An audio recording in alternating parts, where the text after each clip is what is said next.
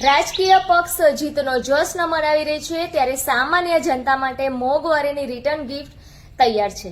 જી હા, પરિણામો જાહેર થતાની સાથે જ ગેસ સિલિન્ડરના ભાવમાં ભડાકો થયો છે।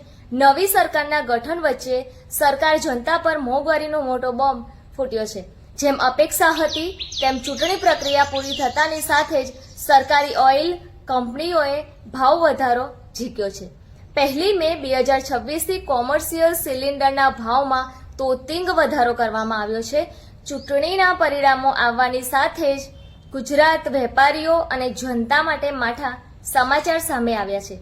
19 કિલોના કોમર્શિયલ એલપીજી સિલિન્ડરના ભાવમાં 993 રૂપિયાનો તોતિંગ વધારો ઝીકાયો છે।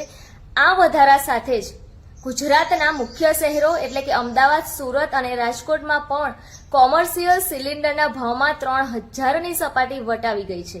રાહતની વાત તો એ છે કે મધ્યમ વર્ગના રસોડાના બજેટમાં અસર કરતા 14.2 કિલોનો ઘરેલું સિલિન્ડરના ભાવમાં કોઈ જ ફેરફાર થયો નથી।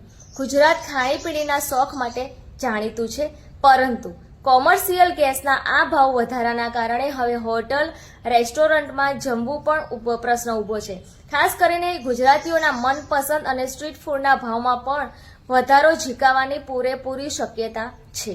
એક તરફ વિજયનો ગુલાલ ઉડી રહ્યો છે તો બીજી તરફ સામાન્ય માણસ મોંઘવારીના ધુમાડામાં ધૂંધવાઈ રહ્યો છે। શું નવી સરકાર જનતા સાથે જ મોંઘવારી પર કાબુ મેળવશે કે પછી જનતાએ હજુ પણ આંકડા દિવસો જોવાના રહેશે? કોમેન્ટ જરૂર કરો।